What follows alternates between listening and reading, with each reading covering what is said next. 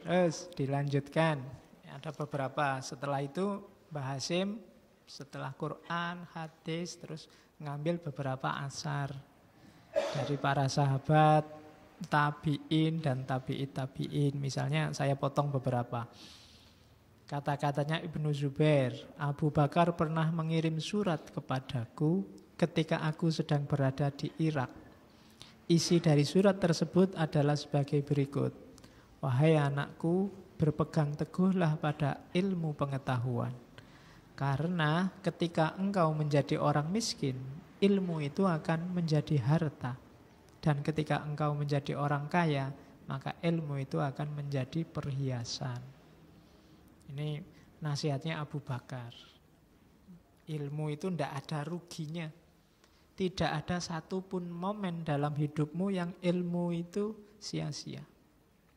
Maka hiasi dirimu selalu dengan ilmu. Itu nasihatnya Abu Bakar. Ada lagi Mu'adz bin Jabal.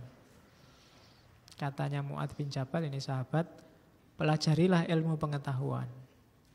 Belajar karena mempelajarinya adalah kebajikan. Belajar itu kebajikan, mencari ilmu itu ibadah, diskusi itu kayak tasbih, membahas ilmu itu kayak jihad, kemudian menyerahkan ilmu, mengajarkan ilmu itu adalah pendekatan diri kepada Allah, dan mengajarkannya kepada orang yang tidak berilmu adalah sedekah. Jadi ini ilmu itu bagian apapun dari ilmu itu nilainya pasti positif. Kamu ngajar adikmu satu hal saja, itu sama kayak kamu sedekah. Kenapa? Karena mengajarkan ilmu itu bernilai sedekah. Meskipun kamu bukan guru, meskipun kamu bukan dosen. Ada orang tidak bisa nyebrang, kamu ajari dia caranya nyebrang, itu kan kamu yang punya ilmu nyebrang, dia tidak punya. Apalagi yang nyebrang cantik, terus kamu ajari. Itu namanya sedekah. Jadi sedekah itu bisa menggunakan ilmu. Selama ini kan kamu ngertinya sedekah itu senyum. Senyummu pada saudaramu itu sedekah. Cuma ya dibandingkan hanya senyum-senyum, ya mending sedekah ilmu. Gitu loh. Jadi kalau temanmu tiap hari senyum-senyum saja, nggak pernah berbagi ilmu, ya kamu bilang aja, mbok ya sudah senyumnya ganti sekarang sedekahnya ilmu, saling berbagi. Karena justru lebih mantap kalau saling berbagi ilmu daripada hanya berbagi senyum. Ya senyum ya penting. Diawali dengan senyum terus dilanjutkan dengan ilmu. Kalau sudah selesai baru nyebrang. Berdua.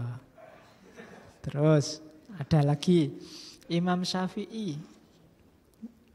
Katanya Imam Syafi'i, seandainya para ahli ilmu, ahli fikih, minggu lalu saya bilang fikih itu sebelum spesifik jadi bidang keilmuan, semua jenis bidang ilmu agama disebut fikih. Seandainya para ahli fikih yang selalu mengamalkan ilmunya itu tidak bisa disebut wali Allah, niscaya tidak akan ada, Allah tidak akan punya yang namanya wali. Jadi wali pasti ulama. Dan tidak bisa sebaliknya. Tidak ulama tidak pasti wali.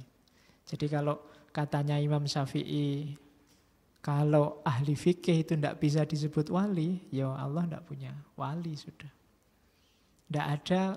Mungkin kamu yang suka belajar tasawuf, baca kitab-kitab sufi, coba dicek mana ada ulama sufi yang tidak ahli fikih, tidak ahli agama.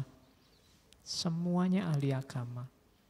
Saya sering bilang, para sufi ini sudah khatam jalurnya, mulai dari dasar sampai puncak. Maka kalau ada yang bilang sufi itu anti syariat, tidak mungkin.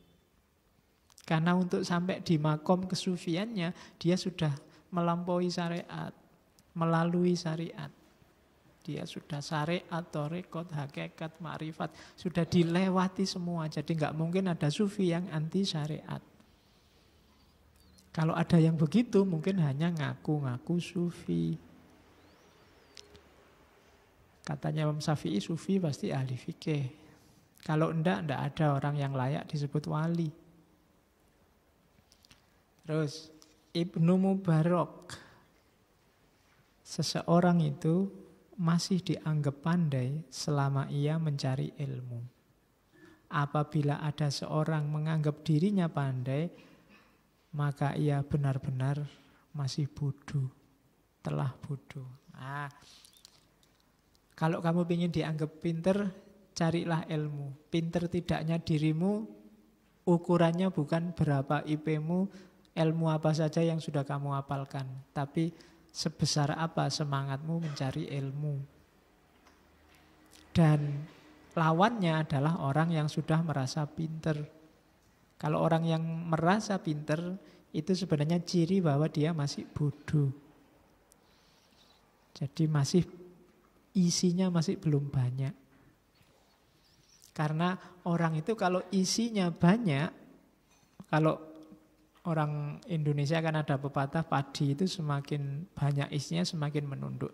Ini kalau isinya banyak dia akan menunduk. Cuma menunduknya ini bukan karena secara sengaja dia menunduk, otomatis dia menunduk. Otomatis orang pinter itu akan tahu bahwa dia tidak tahu banyak hal. Semakin orang sadar bahwa dia tidak tahu banyak hal, biasanya orang ini semakin pinter. Tapi semakin orang merasa bahwa ilmuku sudah tinggi, semakin dia sebenarnya belum ngerti banyak hal. Makanya Sokrates bilang, satu-satunya yang aku tahu adalah aku tidak tahu apa-apa. Karena dia ngerti, dia tahu banyak hal, tapi lebih sangat banyak hal yang dia tidak tahu. Mungkin dulu pernah saya ilustrasikan, ketika kamu tahu sesuatu, saat itu juga muncul banyak sekali pertanyaan tentang pengetahuanmu itu.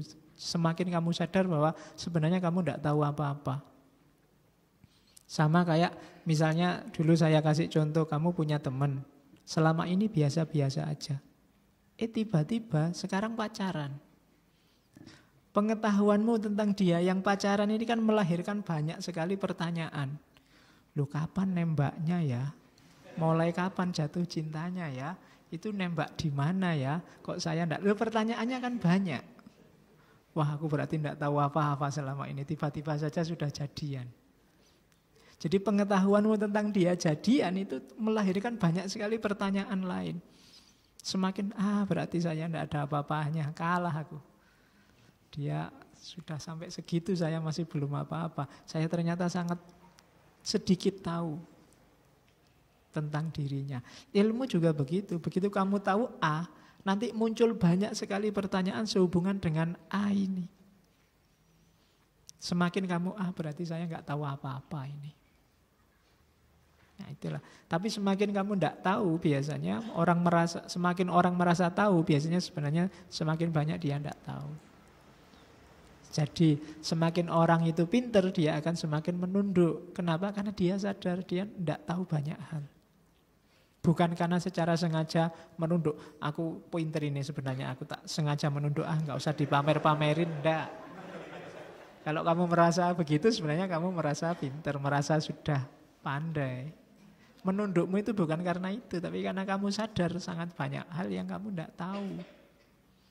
Bukan karena aku wis pinter ini, tak nyamar aja biar yang lain tidak tahu. Gayanya tidak ngerti apa-apa lah. Mesti. Kalau begitu ya sama aja, kamu kayak orang yang pamer, orang yang merasa pinter tadi. Oke, Imam Waqi', ini kemarin gurunya Imam Syafi'i, berkata, seorang laki-laki tidak akan dikatakan alim sampai ia mau mendengarkan orang yang lebih tua, mau mendengarkan orang yang umurnya sebanding, dan mau mendengarkan orang yang lebih muda.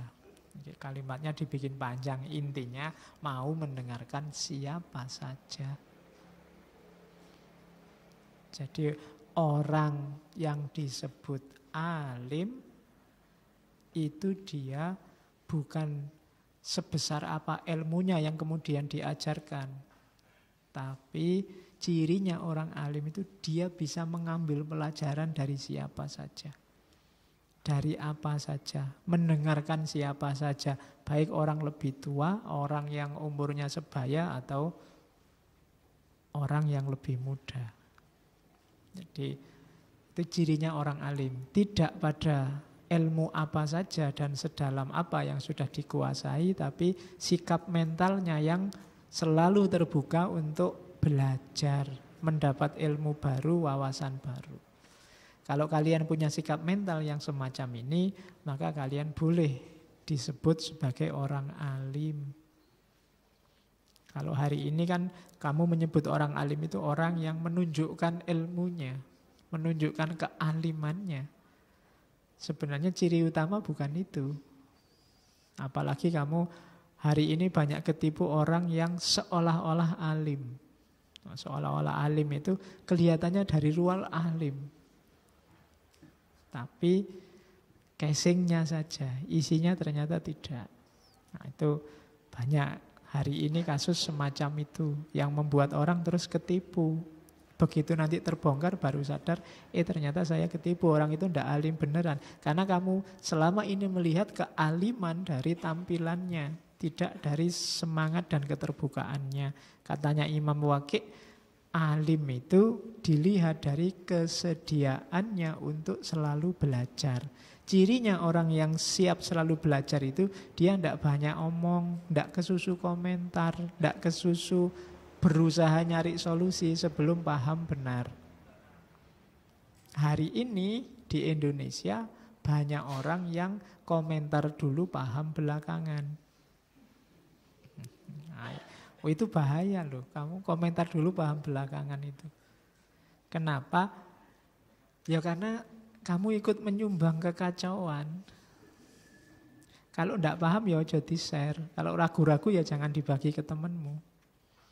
Karena orang bingung, satu itu kalau ditambah kebingungan yang lain itu hasilnya bukan semakin cerah tapi semakin bingung.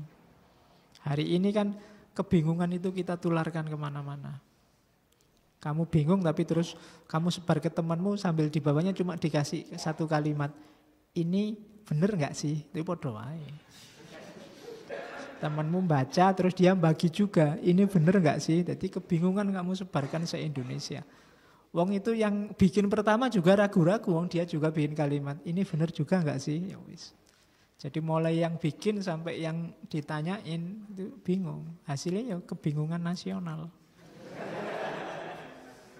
Ya, jadi akhirnya sekarang kan tidak jelas mana yang benar, mana yang tidak benar.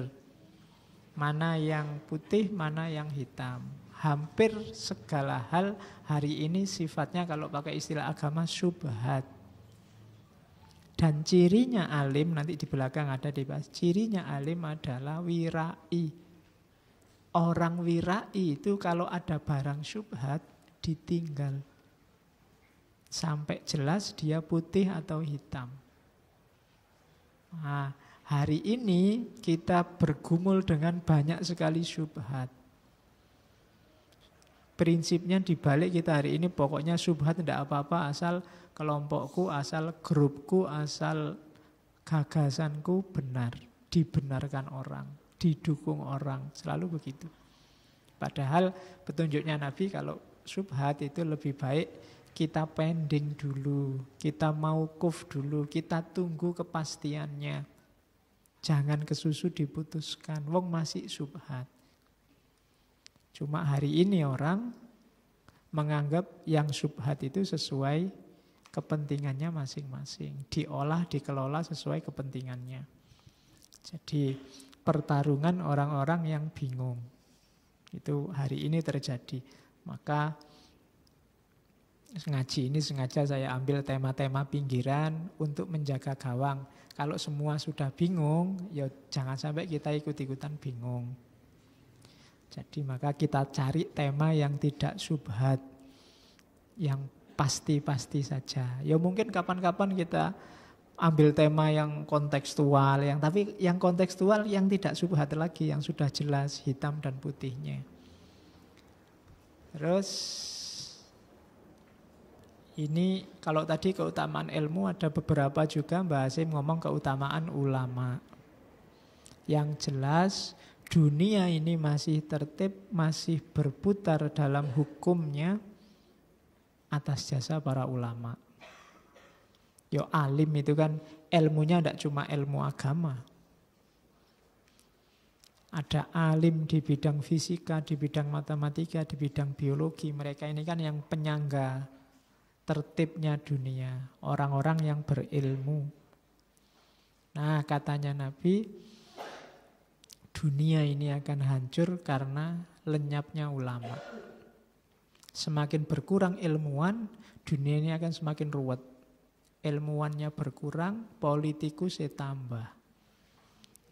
Bisnismennya tambah. Oh, itu alamat sudah dunia semakin lama semakin kacau. Karena ilmuwan tidak terlalu menjanjikan. Uangnya kecil, terus orang berlomba-lomba. Yang ilmuwan nanti masuk dunia politik atau masuk dunia bisnis. Akhirnya kita banyak kehilangan ulama dalam tanda petik. Ulama dalam berbagai bidang. Akhirnya apa? Dunia hancur. Kenapa? Karena pada akhirnya urusan-urusan dunia diserahkan pada orang yang tidak ngerti ilmunya. Itu maksudnya hadis itu. Ketika urusan sudah diserahkan pada orang yang tidak ngerti ilmunya, hasilnya ya mesti rusak. Kenapa kok nggak diserahkan pada yang ngerti ilmunya? Yang ngerti ilmunya sudah pergi, entah pergi ke bidang yang lain, yang lebih profit, yang lebih banyak hasilnya, atau meninggal. Jadi ulama itu pentingnya adalah dialah yang menyelenggarakan tanggung jawab kekhalifahan di muka bumi. Kalau mereka ini pergi semua, ya yang terjadi kekacauan demi kekacauan. Kalau tidak percaya, silahkan kamu cek ada masalah ruwet apa di Indonesia, itu mesti akarnya ketika yang ahlinya tidak ada. Yang jadi ilmuwannya tidak ada. Atau ada tapi tidak ikut campur. Atau ikut campur tapi tidak dipercaya. Atau ikut campur dan dipercaya tapi banyak tekanan. Oke. Maka Nabi mengingatkan itu. Makanya kita hargai ulama itu antara lain dengan cara kita posisikan para ulama itu pada makomnya sebagai ulama. Oke, tidak hanya dihargai dalam arti tidak boleh dicaci maki, itu ya pastilah. Tapi ada yang lebih penting, kita posisikan mereka dalam porsinya dan proporsinya. Karena mereka lah nanti yang menjalankan tanggung jawab tertibnya dunia ini. Ini saya lupa dulu, hadis ini pernah saya sampaikan waktu tema para filosof muslim. Saya lupa di tokoh siapa.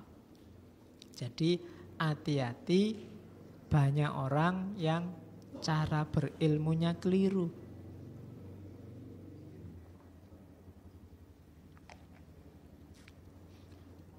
Itu peringatannya Nabi. Man tolabal ilma liyujadilal ulama wa yumariya bihis sufaha wa yasrifa bihi wujuhan nasi ilaihi. Kalau ada orang nyari ilmu niatnya 3 ini, adkholahun nar. Barang siapa mencari ilmu, tujuannya yang pertama untuk mendebat para ulama. Jadi mungkin ada ulama atau tokoh apa yang tidak kamu setujui pikirannya, terus kamu cari-carikan dalil, kamu cari-carikan alasan untuk membantah pikirannya. Jadi tujuanmu cari ilmu hanya untuk membantah, hanya untuk mendebat. Wa yumari bihis sufaha, atau untuk menipu orang-orang bodoh. Membuat mereka terpersona. Wah, pinter banget orang ini. Wah, orang ini kalau ngomong enak sekali. Wow, wa yumari bihis sufaha. wa yasrifa bihi wujuhan nas ilaihi. Yasrifa bihi wujuhan nas itu dan berpaling padanya wajah-wajah orang lain. Maksudnya apa? Popularitas. Pingin terkenal. Jadi nyari ilmu tujuannya untuk menang debat. Tujuannya untuk menipu orang lain. Menipu orang yang tidak ngerti. Biar mereka gampang diatur, gampang diarahkan. Atau hanya ini nyari popularitas, hasil akhirnya neraka. Adkholahun nar. Maka hati-hati tadi dengan niat. Bahwa ada temanmu atau gurumu atau ustadzmu yang tidak kamu setujui gagasannya, tidak masalah. Tapi jangan gara-gara itu terus kamu cari-carikan dalil. Beda loh ya, mencari dalil dengan mencari-cari dalil. Kalau mencari-cari dalil, nyari yang cocok. Yang tidak cocok dibuang. Tapi kalau mencari dalil, sifatnya lebih objektif. Cari-cari alasan dengan mencari alasan kan beda. Mengapa kamu begitu? Terus, Pak, alasannya gini loh Pak. Itu jelas. Tapi kalau mencari-cari itu kamu bikin-bikin alasannya. Nah, liyujadila bihil ulama itu untuk kamu pengen debat, pengen nyari-nyari biar ulama kelihatan bodohnya. Nanti tak tunjukkan dalilnya. Oh, orang ini bodoh sekali, baru ngerti segitu aja berani-beraninya ngomong. Saya tak carikan. Kalau niatnya itu, atau niatnya biar anak yang tidak ngerti itu terpesona semua. Biar teman-temanmu wow semua, wow pinter banget. Aku tidak ada apa-apanya dibanding dia. Wa yasrifa bihis, wa yumari bihis sufaha. Orang-orang bodoh terpesona, tertipu, dan terus kamu dapat popularitas. Mungkin kamu diundang ceramah kemana-mana, masuk TV, atau disuruh khotbah Jumat di mana-mana. Sekali Jumat bisa 2-3 kali. Nah itu berarti ya tujuannya hanya popularitas, maka adkholahun nar. Dulu kita pernah ngaji orang sofis, kelompok sofisme. Boleh dibuka lagi sesi sofisme. 3 ciri ini jadi karakternya orang sofis. Berdebat, pamer, dapat popularitas, terus dia mengambil keuntungan dari ilmunya. Jadi jangan sampai ini terjadi. Man talabal ilma liyujadila bihil ulama wa yumari bihi sufaha wa yasrifa bihi wujuhan nas ilaihi adkholahun nar. Nabi mewanti-wanti jangan sampai nyari ilmu kita itu. Baru masuk sekarang akhlaknya muta'alim. Nanti yang alim ada di belakang. Oke, sebelum mencari ilmu seorang muta'alim, yang pertama tazkiyatun nafas. Ayo hati kita dibersihkan. Jangan niat macam-macam lah, apalagi yang sifatnya duniawi, apalagi duniawi yang jelek. Jangan ada unsur menipu, kotor, dendam. Nyari ilmu karena dendam kan bisa. Kurang ajar kok temanku IP-nya bagus, besok tak ulang, tak balap IP-nya. Nah, itu nanti nyari ilmu karena dendam. Atau hasud, iri. Alah, baru ngerti gitu aja pamer. Aku juga bisa kalau cuma ngomong kayak gitu, itu hasud namanya. Nggak suka kalau temennya pinter dan seneng kalau temennya lebih bodoh dari dia. Itu namanya hasud. Kemudian jangan sampai untuk niat hal-hal yang tidak baik atau budi pekerti yang tidak baik, yang jelek, pokoknya kita bersihkan semua. Terus kita masuk ke dunia ilmu. Jadi seperti saya bilang di depan, karakternya tidak dicari di tengah saat cari ilmu, tapi sebelumnya. Karakter kita harus jernih. Setelah itu baru bismillah cari ilmu lillahi ta'ala.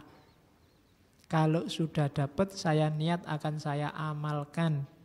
Biar syariat Islam hidup, biar hati batin terang, dekat sama Allah. Terus niatnya itu saja cukup. Sisanya biar Allah yang ngatur. Jangan tertipu oleh cita-cita duniawi.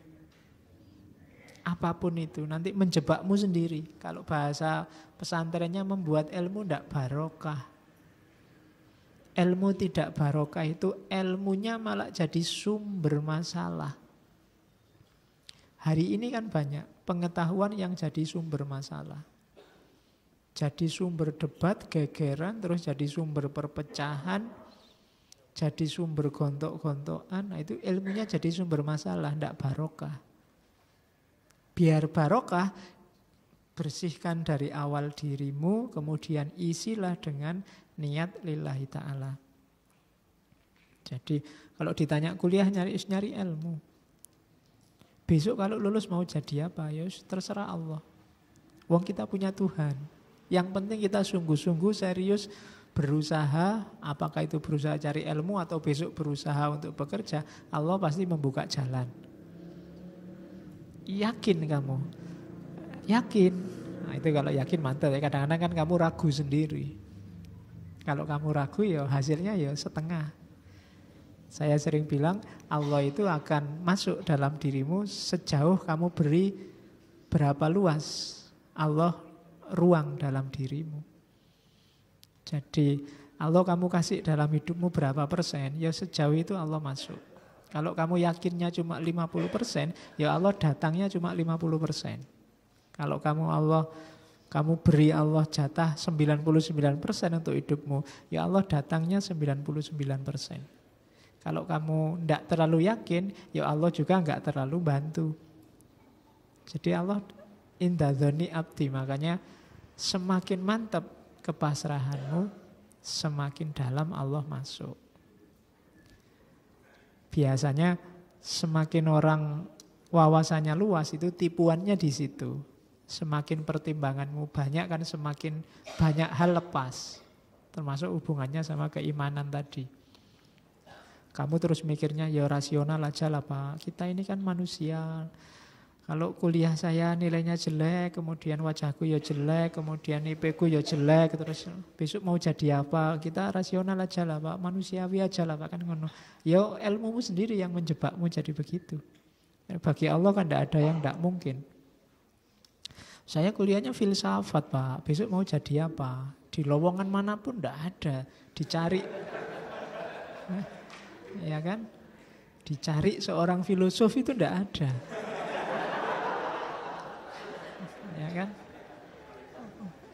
Saya ngertinya belajarnya ilmu tasawuf Pak. Buka koran tidak ada dicari seorang sufi ngono ra ono. Ya, nah kerjanya apa Pak saya itu? Ya sampai segitu nanti Allah intervensi dalam hidupmu. Maka yakinlah, tidak usah khawatir.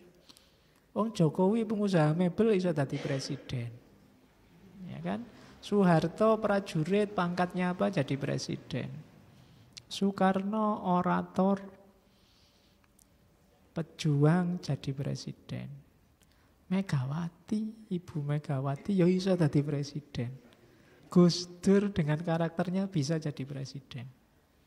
Habibie masih kecil jadi presiden. Ya, memang orangnya kecil. Jadi nggak usah khawatir kalau urusan itu. Tugasmu cuma berusaha aja semaksimal mungkin nyari ilmu, nyari rezeki. Kalau besok kerja pasrahkan pada Allah. Allah yang ngatur. Oke, jadi nyari ilmu yang pertama bersihkan diri, niatlah yang baik.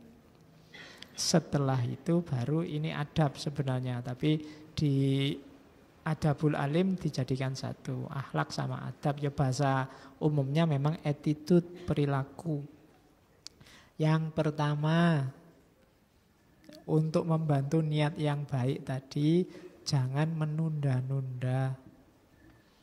Ini penyakit yang banyak kita alami sebenarnya. Tidak segera dikasih tugas oleh dosennya, nanti di pertemuan ke-13, ya nggarapnya malam sebelum pertemuan ke-13.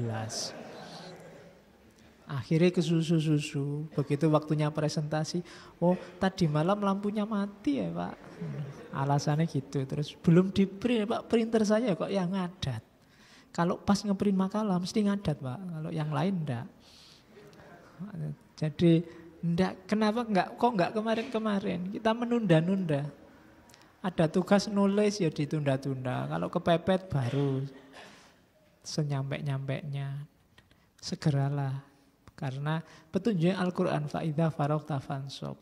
Kalau kerjaanmu yang ini selesai, kamu bisa ganti yang lain segera. Dan nanti kamu akan produktif, karyamu banyak. Kalau kerjaan satu itu enggak selesai-selesai, ya sudah.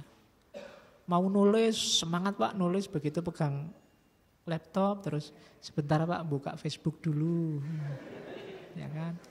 Terus baca postingannya orang, ikut ngomentari, terus buka yang lain. Loh kok ada yang bagus postingan? Akhirnya nggak situ nulis.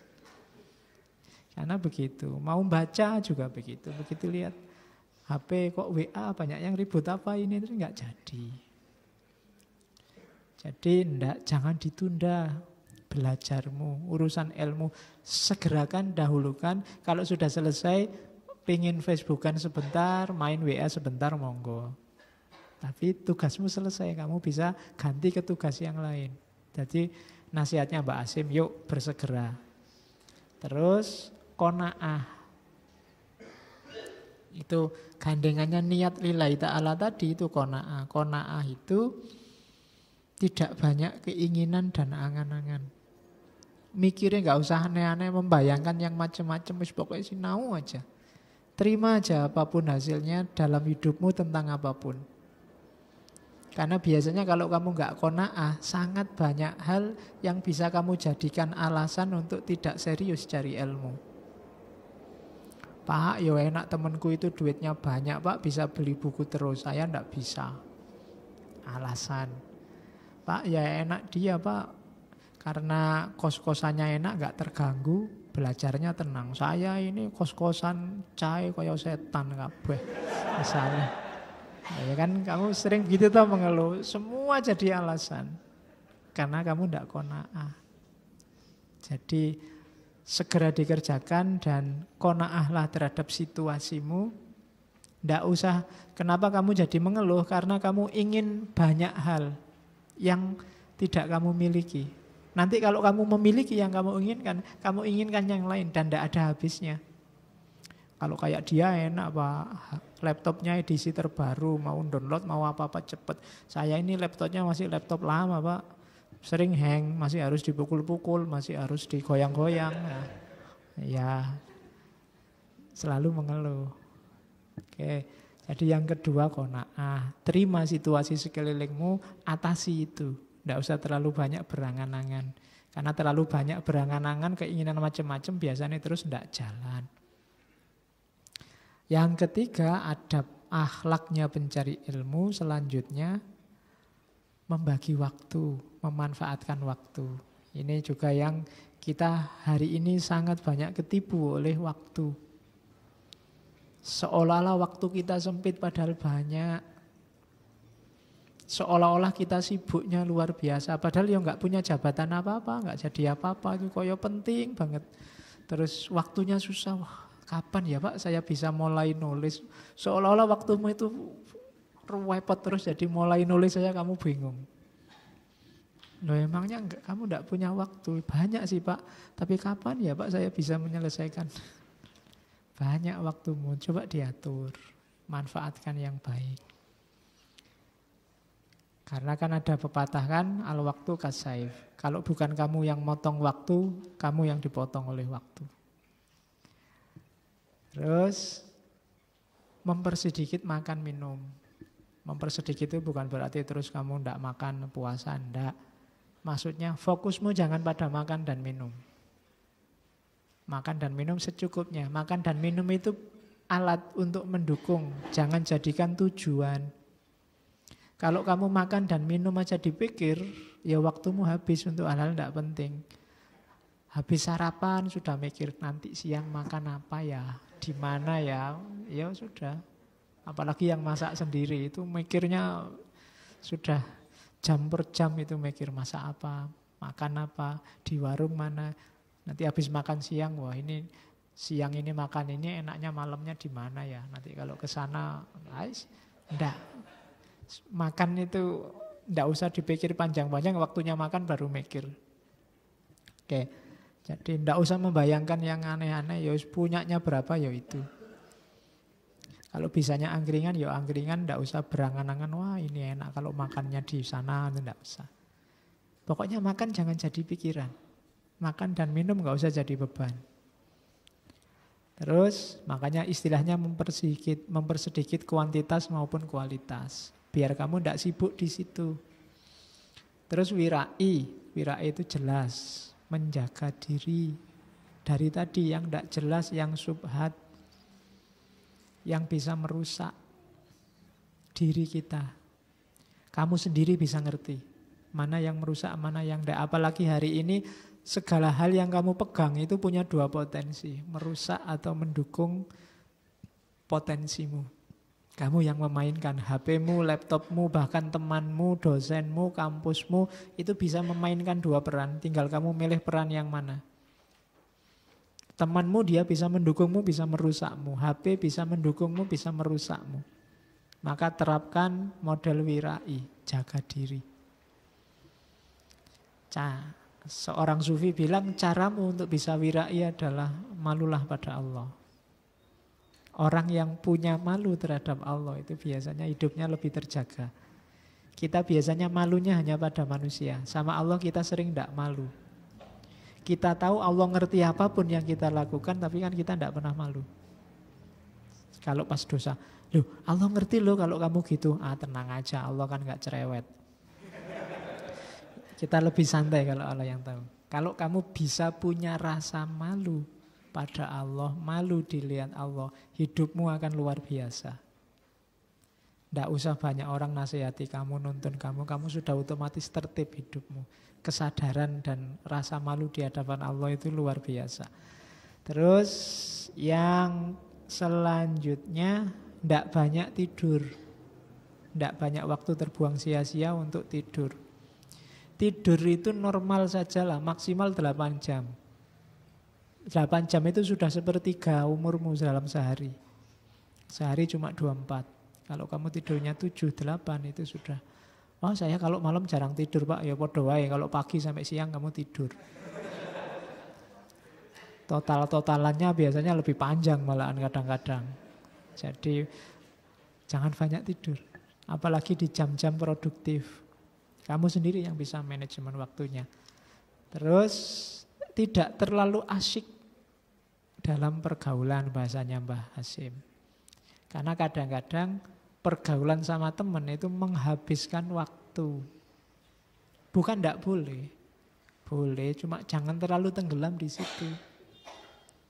Ya jangan anti teman. Tapi secukupnya. Syukur-syukur bisa mendukung pertumbuhan wawasanmu, pertumbuhan keilmuanmu. Jadi jangan tenggelam di situ, apalagi dengan lawan jenis. Itu biasanya kalau sudah masuk ke dunia itu kamu susah keluar sudah dengan lawan jenis. Yo lebih gawat lagi kalau sesama jenis. Cuma ya normalnya kan lawan jenis. Jadi kalau ada yang masuk kategori sesama jenis itu lebih bahaya lagi. Oke, kamu sendiri yang ngatur untuk urusan pergaulan. Kamu ngertilah dosismu sendiri. Dosis yang tidak membahayakan masa depanmu untuk urusan pergaulan. Karena ini juga penting. Untuk kematangan ilmumu kamu butuh orang lain kadang-kadang. Maka manfaatkan pergaulan untuk membantu itu.